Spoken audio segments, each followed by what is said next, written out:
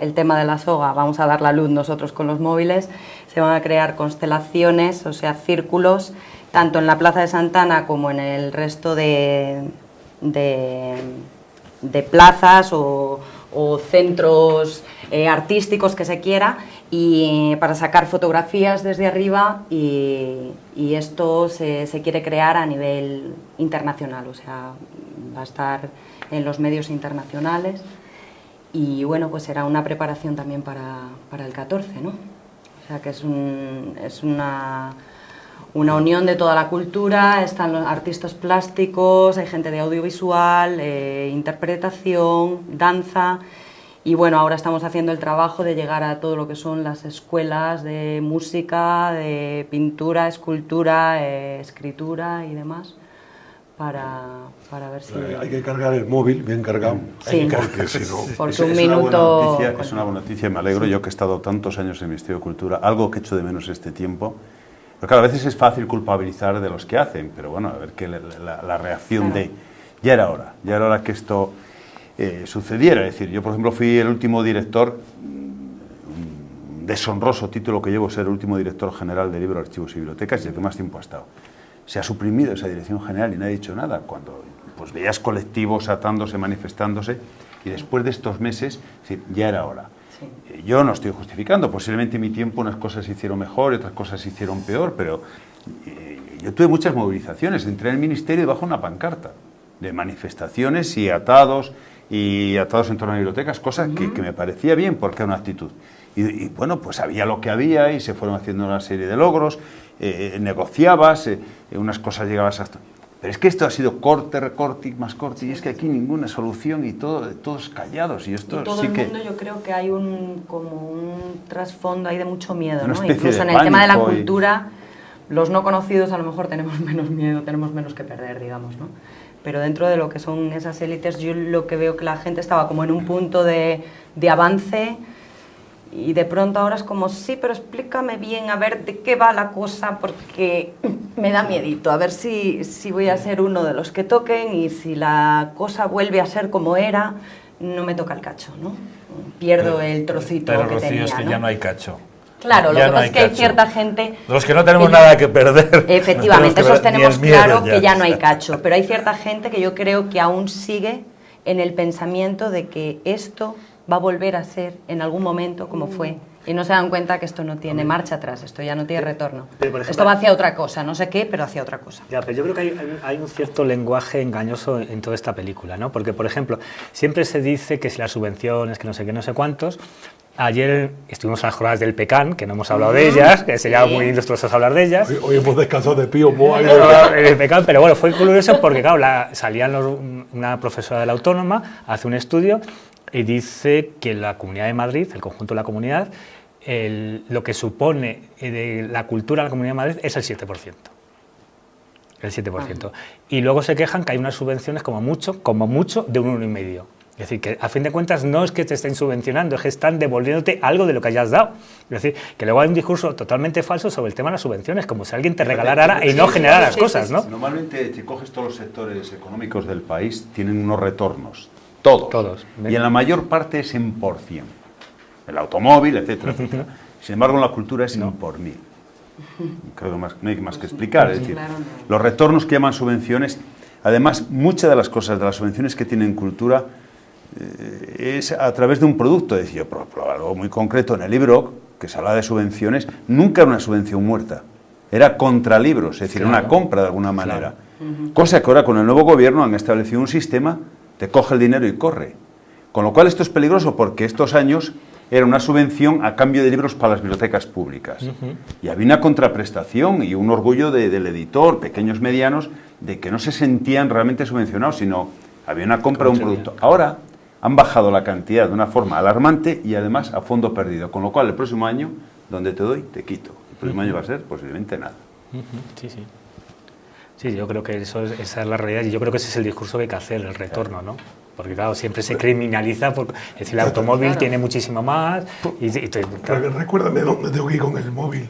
Y la pancarta. Y con la soga, La soga. que hay un espacio en internet, no sé, me parece que es Hazte tu propia soga, donde están todas las indicaciones para que todo el mundo se pueda hacer su soga, su pin o su soga de corbata y la pueda llevar. Y tú, como eres en cualquier asociado sitio. Y nuestro, es te el- mandaremos la convocatoria Claro. oficial de la Asociación de Gestores. Y la soga. Y es el día 5 a las 6 de la tarde en la Plaza de Santana, Bueno, enfrente del pues, Teatro venga, Español, nos sentimos convocados. Convocados ya. por supuesto. Bueno, bien. Pues, ¿alguien tiene algo que decir? Más. No, se nos ha quedado algo en el tintero, igual estamos ya... La La huelga de estudiantes. estudiantes, Ajá. bueno, quería simplemente una pincelada como padre, sabéis, 16, 17 y 18 de octubre, unas jornadas contra la educación, la marea verde, los recortes y demás, pero claro, ahí nunca se había hecho de pronto la huelga de estudiantes de primaria, de los niños. Claro, los niños, un niño de 9 años, ¿tú cómo me vas a decir huelga y tal? Mi hija me Eres dijo, un radical, ya lo dice el ministro. mi hija me dijo, yo quiero hacer huelga y tal. Pero luego ya con sus compañeros, los esquiroles, los que fueron, los 3 o 4 que fueron a clase de los 24, dijo, no, yo quería ir, pero mis padres no me han dejado y tal. Bueno, efectivamente es que tenemos, el caso es alarmante. O sea, hoy leía en el DEIA que es que tenemos 50.000 niños que se están quedando sin clase cada día en el Estado por falta de profesores. 50.000 niños, pero esto es así, o sea, no me lo invento yo. Bueno, antes se cubrían las enfermedades, se cubrían las bajas, etcétera, y ahora no se cubren. No. Ahora te encuentras un profesor que tiene en infantil a lo mejor, que antes tenía, que es una educación que hay que cuidar, y ahora de pronto tienen 30 alumnos, 30 cafres, 30 niños y tal. Y no tienen ya no tienen profesores de apoyo. No hay apoyos, en han quitado clase. los apoyos. Hoy está yo con la tutora de mi hija y no tienen profesores de No, apoyo, los han no, quitado. Antes a Sí. partir de 25 Y luego, me parece que teníamos sí, uno ahora de yo tengo apoyo y clases ahora con mismo las 30 y ratios son de tantos, 30 sin apoyos. Esto en la enseñanza, digamos, Pero primaria. luego lo grave, Ángel, es que se plantea siempre que hay una situación crítica una reforma. Y a otra reforma más, primero una reforma sin acompañamiento de una ley económica. Es decir, una reforma sin acompañamiento de medidas económicas ya sabemos lo que va, que no va para nada.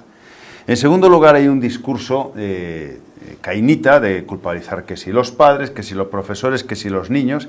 Y además el segundo discurso terrible que se está funcionando es tirando de estadísticas. Que si PISA, que si la estadística... Bueno, por otra parte volvemos otra vez a encontrar que no tenemos los grandes ideólogos desde la pedagogía y nunca hemos tenido tantas facultades de pedagogía haciendo discursos donde está un Paulo Freire o otros donde te plantean que la educación es aprender a decir la propia palabra y todo lo traducimos a estadísticas, que si la estadística y bueno, los profesores también yo veo que tenemos que andar haciendo ahí datos. Esto es tremendo, es decir, cuentan que es como aquel campesino que, digo respecto a las estadísticas, que se empeñaba en ordeñar siempre a la vaca y se olvidaba darle de comer.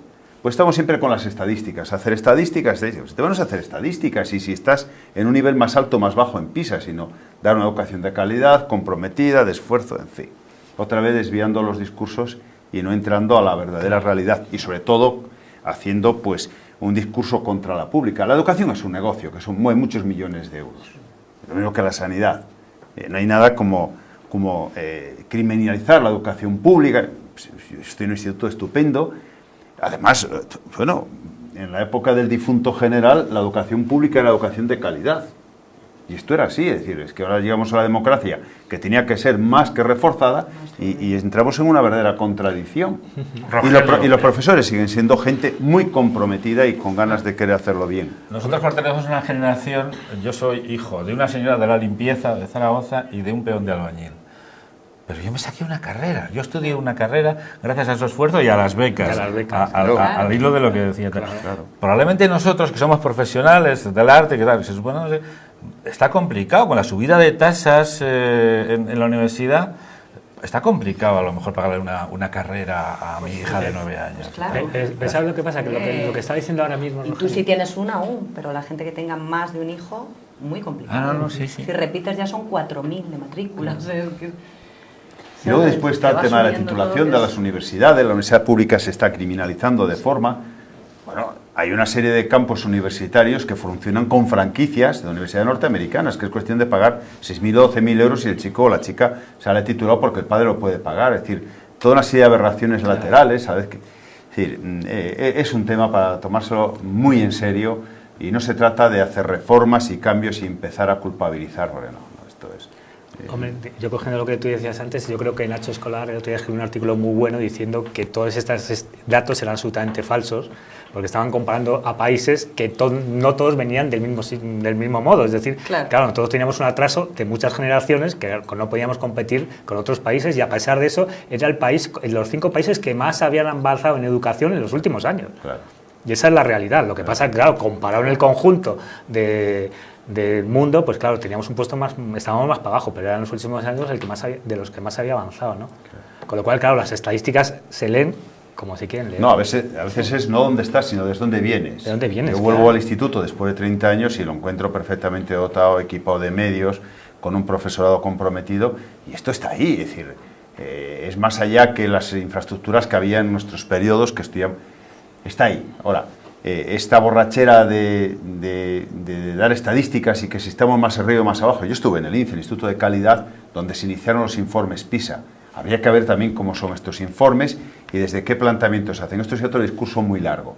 Ahora, realmente el fastidio, la dictadura de intentar hacer estadísticas y más y quedarnos ahí ya conformes y complacientes en la estadística y no entrar en lo profundo y sobre todo criminalizar que si los chicos, que si los padres, que si los profesores, que si la escuela pública no hay remedio.